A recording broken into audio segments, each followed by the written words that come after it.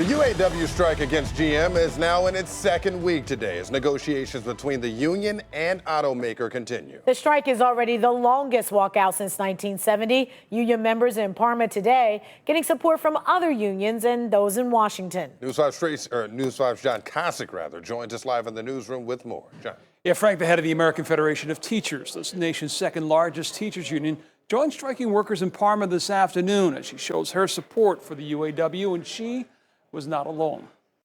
Across the country, those running for president have been showing their support for striking UAW workers. We didn't bail out GM. UAW bailed out GM. Closer to home, you all have a lot more support than you know out there from a lot of people. Senator Sherrod Brown meeting today with striking workers in Parma to see how they're faring as the strike enters its second week. GM's a thing, but your family's another thing. Yeah. You gotta take care of your family first. Yeah. That's not what GM's doing right now. And the families are impacted as GM cut health care benefits last week, forcing striking workers to switch over to a union COBRA plan. Normally, you would have some time frame after you go out to get that converted. General Motors felt the need to cut us off immediately. Strikers like Dave Semperman say his healthcare providers have been so far understanding. I've been for treatment at Fairview Hospital. I explained that I no longer have my Blue Cross.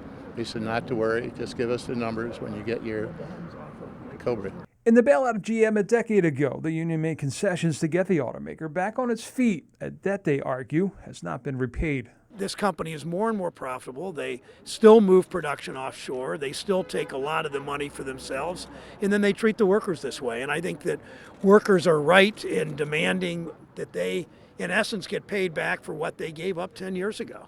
A walkout like this is tough on many, but what could result from it, Brown argues, could benefit more. The UAW's tradition is we benefit at the table, but so do other workers, even non-union workers, and so do communities, because as their living standards go up, it means everybody does better. And the negotiations, meanwhile, are continuing at this hour, expected to go into the evening as they have every day in this 8-day strike. Live in the newsroom, John Kosick, News 5.